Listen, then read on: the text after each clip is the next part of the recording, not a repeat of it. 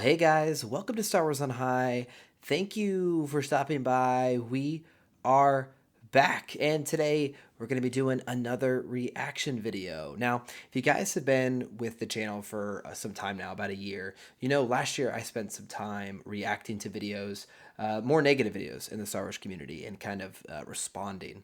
And it's something I still might do, but what I wanted to really do a little bit this year was react to creators' content that I really enjoy, or people who I really love to hear what they say that might challenge me in a good way and give you guys my thoughts. So today is going to be kind of a start of that kind of series here. And of course, we got to start with Star Wars Explained because just yesterday he had a video pop up in my feed called Why Andor Could Be Amazing. And I thought this video would be particularly good for me to check out because, as you guys know, I am excited for Andor, but definitely not as excited as I am for almost any other project. Vision Season 2, Bad Batch, Tales of the Jedi, Ahsoka, Kenobi. I mean, I have all of them above Andor, so I will be curious to see what points Mr. Explained has here to maybe convince me otherwise. So without further ado, let's get rolling and check out what we have to say here. In 3, 2, 1.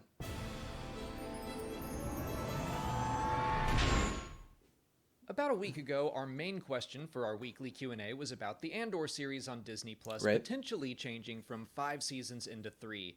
And I was Yeah. surprised to see how many people were completely writing Andor off. Why do we even need 3 seasons? Why does it even have 1 season? Really? The guy who died at the end of one movie? Such a dumb concept. A character from Rogue One whose fate we know. Who would watch 5 seasons, let alone 3? Oh, and my favorite, nobody wants Andor. I cannot stand those All kinds of. right. So real quick, I will say, while I definitely was not maybe as excited for the show as others, I don't think I was maybe quite as negative as these fans were. If you guys, to to the video's point here, it did recently kind of start to rumor out that we're only gonna get 3 seasons of the show, which is a little surprising to me because I also didn't expect it to be a multi-season show almost, just because we know so much, so little about this character, or even to me, really, the concept of the show has not been fully fleshed out to us. So, I'll be curious to see what the actual kind of quantity of episodes is going to look like and what the season structure is going to be before I pass judgment. But definitely wasn't maybe as negative as these fans were. Comments in particular, it just reeks of entitlement and an attitude of give me what I want and only what I want all the time because Yeah, I speak that's for the entire fandom. It's such an egotistical statement to say nobody wants a show just because you can't think outside of the box even a little bit to see the potential of this series. I should say that there were so. also. Real quick, I will pause after that thought, and this is definitely a good reminder for all of us. We, myself included, have a tendency to think of our beloved, properties in terms of what makes us happy. As you guys know, from a Star Wars perspective, I am not as interested typically in the militaristic side of it. I always have loved kind of the mystical, more fantasy elements of Jedi and Sith, right? Than I have as far as the Rogue Squadron, for example.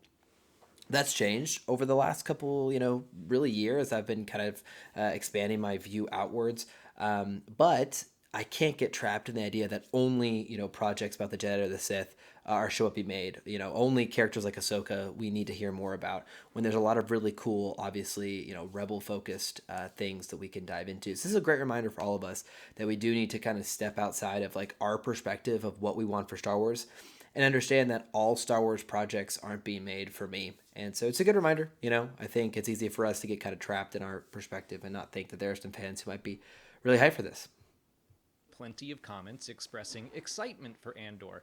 I don't want to give the impression that the entirety of the Star Wars fandom is baffled by this series, but I can't deny that some fans are confused. In fact, here's a comment expressing that confusion in a perfectly reasonable way. I'm still confused as to why they are making a series about Cassian Andor. I want to relate all of this to a time where I had very similar feelings, Okay. and that was when The Bad Batch was announced as its own series. I was Really? like, really? Them? Those action movie caricatures from the final season of the Clone Yeah, Wars? they're awesome. Okay. I was confused, but then the series premiered and the caricatures were very quickly humanized. And not only that, but I realized we were going to be exploring the transition period from Republic into Yes. Empire in a Right. very compelling way through the lens of these people that had a purpose and then lost it and have to find a new one. I think Andor is going to be very similar. Fantastic show. Sure, the show is going to follow Cassian Andor, but we're also going to learn a lot about the Rebel Alliance. I thought that's what Star Wars Rebels was going to be, and it occasionally touched on stuff with Mon Mothma and Saw Gerrera, but it mostly focused on the crew of the Ghost. That's not a knock on Rebels. I love that show. It's great. But Rebels I would is great. also love to see the formation of the rebellion more directly. And guess what? Mon Mothma is going to be in this show. It's not been confirmed, but it has been rumored that Bail Organa and Saw Gerrera will be in it as well. Right. The story is said to take place 5 years before Rogue One during the formative years of the rebellion. I am personally confused people can hear all of that and not be intrigued. I guess they might wonder why it's following Cassian specifically. I think that's a brilliant choice, and I'll tell you why. Okay. Cassian is a symbol for the gray area in which the Rebel Alliance has to operate. Mon Mothma is the incorruptible leader. Saw Gerrera is on the opposite side, the extremist who goes too far and loses his humanity as a result. Cassian is right in the middle. I think this series will explore that struggle to find the balance. How far is too far in the fight against oppression?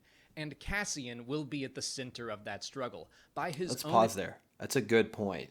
In Rogue One, I think that was one thing that was kind of immediately evident to me as they were exploring that kind of gray morality related to, overthrowing the Empire. And I do want to maybe take a step back even and say, I was not a Rogue One like hype. When that movie was announced, I was like, okay, I but I love Rogue One. I think movies are fantastic. So, this is a good point. Like, just because a project that I was super interested in, the payoff was absolutely massive. And I think, this is a period, the 5 years prior to Rogue One, that we don't know a ton about. So it's ripe for the picking and storytelling that could be new and kind of adventurous. Mission in Rogue One, he has had to do some terrible things in service of the rebellion. Right. Things bad enough that it drove him to go on a suicide mission, so they weren't all for nothing. So in my mind, we are now going to see those things. I think our time watching Andor is going to make Rogue One hit even harder, which brings me to that one silly complaint I've seen repeated over and over again. Why tell his story if we already know he's going to die? Great point. Let's go ahead and cancel the Obi-Wan Kenobi series. We know he dies in A New Hope, so what's the point? And let's go back in time and cancel the Clone Wars. We know Anakin's just gonna fall to the dark side anyway. Actually, let's keep going back in time and cancel all those prequels as well. We know Anakin dies in Return of the Jedi. Just because we know how a character's story ends doesn't mean there is nothing more to learn about them. Yeah, it's very Star Wars, right? Nothing more to say with them. Of the 5 most recent Star Wars films, Rogue One seems like the least controversial. I feel like most of the fandom seems to, at the very least, think it was pretty good. But I mostly see overwhelming praise for it. Great. So it's odd to see cynicism surrounding a full-on series coming from Tony Gilroy that will probably be very similar in tone to Rogue One. It's being described as a tense, nail-biting spy thriller. That sounds great. And what little we've seen for it so far with the sets and the creature effects all looks very impressive. I don't know, I think Andor has a chance to surprise a lot of Star Wars fans. It hasn't gotten the same level of attention as The Mandalorian or Obi-Wan Kenobi. I feel like people keep forgetting that it's even happening, but when I really look at what this series will probably be about, I'm just psyched. It's probably going to be very different, but that's a good thing. More variety in our Star Wars is good. Now, I'm not saying Andor is going to be the greatest thing ever. I hope it's good. It has a lot of potential, and I'm not saying that you have to be excited for it. Maybe you didn't like Rogue One. Maybe Star Wars doesn't feel like Star Wars to you without the Jedi. That is perfectly fine. But the automatic cynical reaction from fans who seem like they won't stop for even a second to consider what they might really enjoy from the series just because it's not exactly what they want right now, it just bugs me. I don't know why some fans refuse to be even a little optimistic about a franchise that has already given them so much. Give Star Wars a chance to expand what it can be.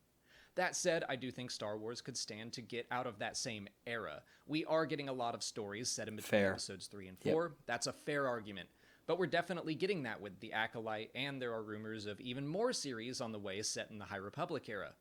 All that to say, I'm excited for Andor. I don't think it's getting the attention it deserves, not just from fans, but from Lucasfilm as well. Hopefully, that all changes in less than a month at Celebration, but that's all Agreed. I have to say for today. Let me know what you think of Andor in the comments. Yeah, totally agree. Fantastic point there at the end, but I don't think even Lucasfilm has given it the attention it deserves. I think that actually might be one of the reasons we've seen maybe less hype than these other projects, is they've seemed to announce it and then just give us nothing for it, you know. And I have a feeling once we see that first trailer and you know, the hype starts to build a little bit, that maybe the tone will change a little bit around the fandom. I think you did a great job in this video, kind of reminding me of all the things the show has going for it. Right, it's a good time to take a step back maybe and reevaluate. You know, he used the example of the Bad Batch, which he personally wasn't excited for, which I was. Right, I love Bad Batch. I think it's fantastic because I was so I trusted absolutely fully that the team at Lucasfilm can do great animation. I think Clone Wars is one of my favorite things in all of Star Wars. And so once it was announced we were getting more of that, I immediately bought in. And so he made a strong comparison there with how Rogue One, something that we like unanimously love as a community, you know, we should maybe give them some of the same kudos and the same credit that I was able to give Bad Batch, because I was like, well, I trusted you, you gave me Clone Wars, so I know you can produce this. Well, they did give me Rogue One, which I absolutely love, and so I probably should trust that they have a good idea for this story. But what do you think about Andor? We know so little, but I'm expecting here later this month in Star Wars Celebration, we are going to learn a lot more. Be curious to know what you thought about this video. I think it's always good to check out creators who might have different perspectives and great ideas, or even ideas we disagree with, and have those discussions. So make sure you guys like and subscribe. May is going to be a huge month for Star Wars. We're going to have a ton to talk about, so make sure you guys are tuned in. Until next time, thanks for stopping by. We'll see you again very soon.